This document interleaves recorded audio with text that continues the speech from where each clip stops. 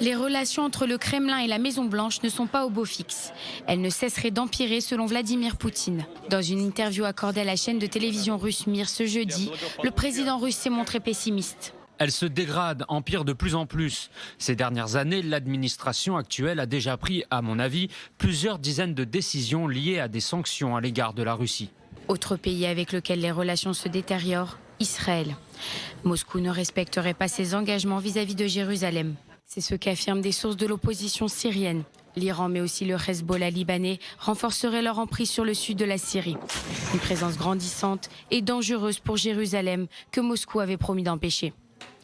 Le Kremlin avait garanti que les forces iraniennes et celles des alliés chiites de Téhéran ne s'approcheraient pas de la frontière avec Israël. La Russie avait même affirmé qu'elle ne permettrait pas une présence du Hezbollah ou des gardiens de la révolution près du territoire israélien. Or, des combattants iraniens et du mouvement chiite libanais ont été repérés sur les hauteurs de Tal al-Ara, un poste d'observation à quelques kilomètres seulement de la ligne de démarcation avec Israël. C'est là que les dernières frappes attribuées à Tzal ont été menées dans la nuit de mardi à mercredi. Et le Premier ministre Benyamin Netanyahou menace « Israël ne se laissera pas faire ». La suite d'événements à laquelle nous devons faire face ne s'arrête pas. Nous répondons de manière décisive et avec force à toute attaque contre nous. Mais nous n'agissons pas seulement après les faits. Nous enrayons les capacités de l'ennemi à l'avance. Nous faisons toujours tout pour empêcher nos ennemis d'établir des bases d'attaque à proximité de notre territoire.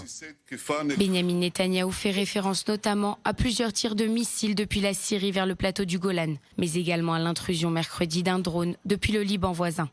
Même si l'appareil a rapidement quitté le territoire israélien, l'incident est qualifié de grave par Tsahal. Ces aéronefs sont capables d'exploser et de frapper des forces au sol ou même de larguer des charges explosives. Ils sont aussi un moyen pour le Hezbollah de tester ses capacités en cas de confrontation.